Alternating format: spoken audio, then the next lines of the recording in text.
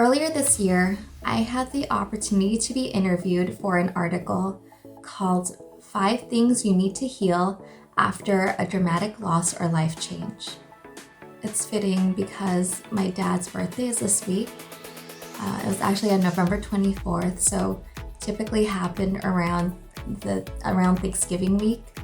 And he's who I talk about when I reflect on a dramatic loss. I lost him at 25, which is 11 years ago now, but I still think about him every day.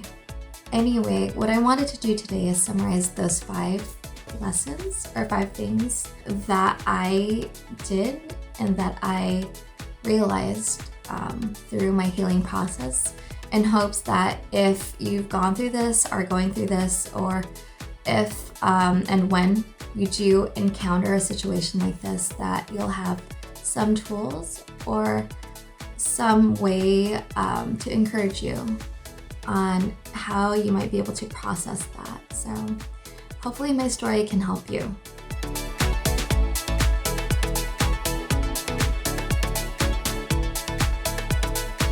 Hi, I'm Leah Federhoff, a user experience designer, writer, and life strategist, and I want to inspire you to thrive in work and life. So it's interesting because when I think about thriving, I think about being full of energy and being excited and, awake, jumping out of bed, ready for the things to come, right? Once you fill up your days with what excites you, it's easy to be grateful about life. And this month, I've been going through themes of difficult conversations, uncomfortable situations. And one of those situations you can't control is when you lose someone you love.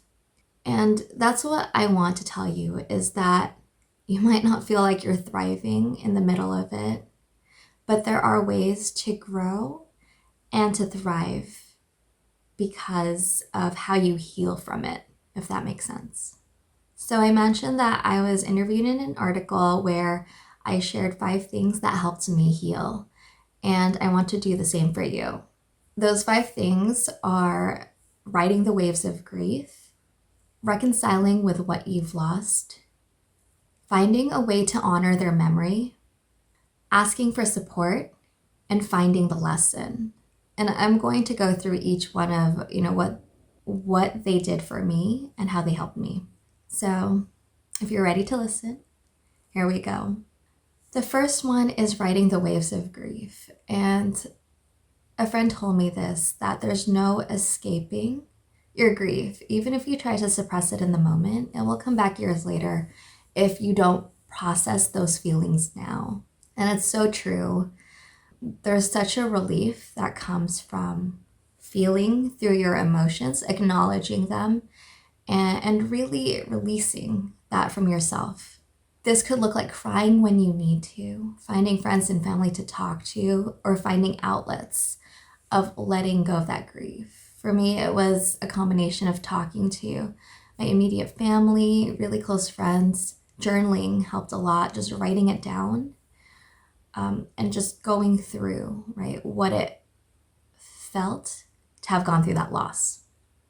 I also let myself cry whenever the need arose. And I remember going back to my grad program 2 weeks after my dad passed away, and having to leave the classroom because something upset me, something triggered me.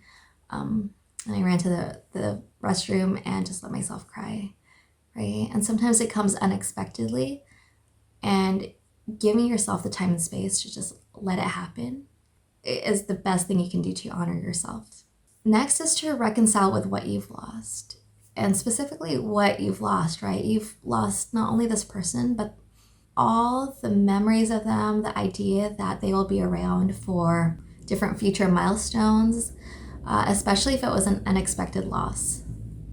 What I did was reflect back on my dad and those memories I had of him, and whether that was playing Scrabble, him gardening, or building things in his shed, or taking care of his pet pigeons. He had at one point 12 pure white pigeons, not doves, but really big pigeons that he would always feed. And it was cool because he'd let them out of this big like cage. It was like the size of a room.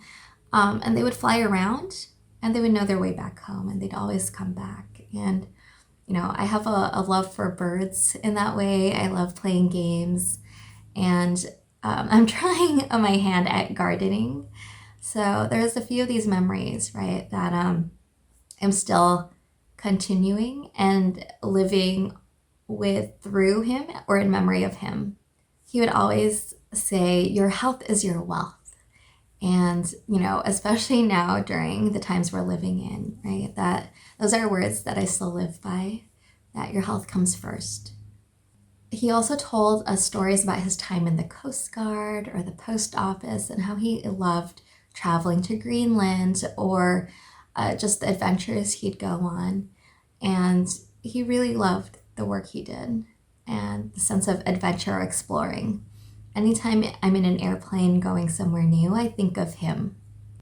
Reflecting and reconciling, right, on what I've lost and what those memories were enable me to tell these stories not only to you, but to my kids as they grow older and eventually my future grandkids, right?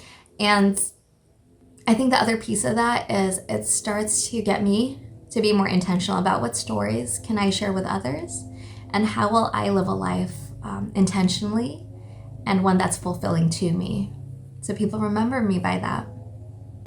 The next one is to find ways to honor their memory. I got married a few years after my dad passed.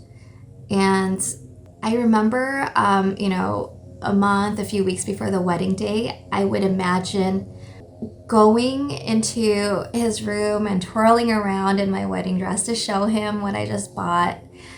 And what I did during the ceremony or the processional is my mom held a photo of him and walked with a photo, and we reserved a seat in the ceremony for him and the reception. What I ended up doing was a dove release after the ceremony. So couldn't find pigeons, but we did release white doves in honor of him. And when my kids were born a few years after that, I took them to the cemetery to introduce them to him. And, as they grow up, I plan to continue sharing stories of him and showing photos of him. And, there are ways that his memory will live on. I remember when I was in the thick of it, I asked for support constantly. I would call up my sister or I'd send emails to close friends if I don't want to inconvenience them or if it was like a really late hour. Any opportunity I needed to feel connected to other people and feel less alone, I would reach out and I would ask for support, right? And it was only a handful of folks, but people I felt comfortable doing that with. And my last one, and this one I can't stress enough, at some point during the grieving process, you'll want to find the lesson and what that means to you. When my dad passed with his death, I decided that I want to be more intentional about how I lived my days and ultimately my life. I began to surround myself with friends who were supportive and let go of friends that I've outgrown. That next year, after his passing and after I've had some time to grieve, became so full of transformations for my life. I don't think I would have had the courage to make a lot of those changes had I not had that clarity of just being more intentional about how I wanted to live my life. I did everything from move to a different city that year to be closer to family. I let go of the job I had to focus full time. I took out loans so I could do school full time and get my master's in design. I got out of a toxic relationship. That year was the most transformational and much needed, and it gave me the restart I needed to basically tear everything up of my life and rebuild it one intentional piece at a time until I found something again that I loved, knowing that we're not in this world for very long. And what is it, right, that fills you up from day to day? What is it that you want to be doing in your life? And even for the things that, do drag you down, what is the light in it? And what is the experience or the growth opportunity that you can take from it? I mean, it's the reason I started these videos and this podcast and creating something like Swishie is to encourage women of color, especially, to rediscover what it is for themselves, for yourself, how you want to rebuild your life, how do you want to navigate and steer it into the direction you ultimately want it to go. You don't need to have suffered a dramatic loss or life change in order to find these lessons. It only serves to make it even more impactful and more real.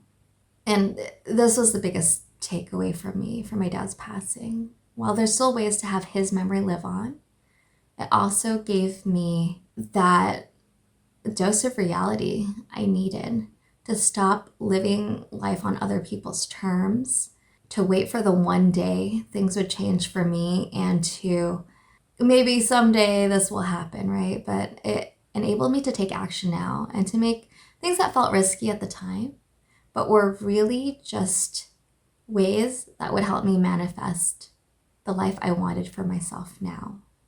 So once again, my dad's birthday was on November 24th, this Thanksgiving week. He was always responsible for cooking the turkey and, carving the turkey or whatever you do to a turkey. So definitely feeling those sentimental vibes now. If this episode helped you in any way, or if you can share it with someone who it might help out, please do.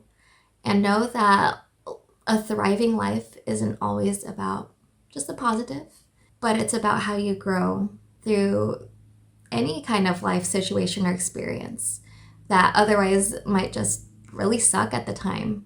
And grieving can take, weeks, months, years. You're never going to forget the person, and they become a part of you.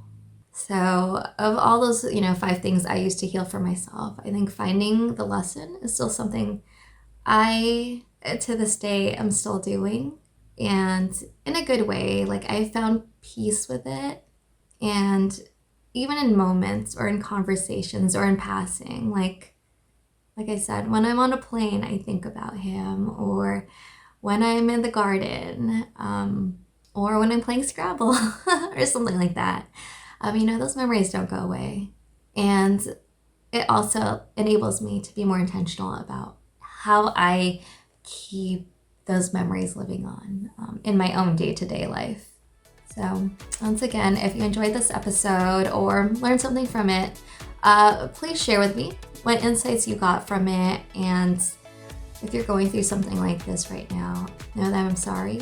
Know that you'll get through it and you'll process it in your own way. If you want more advice or want to feel inspired on how to thrive in work and life, check out swishie.com and sign up for my newsletter. Thanks for watching, and I'll see you next time on Swishie.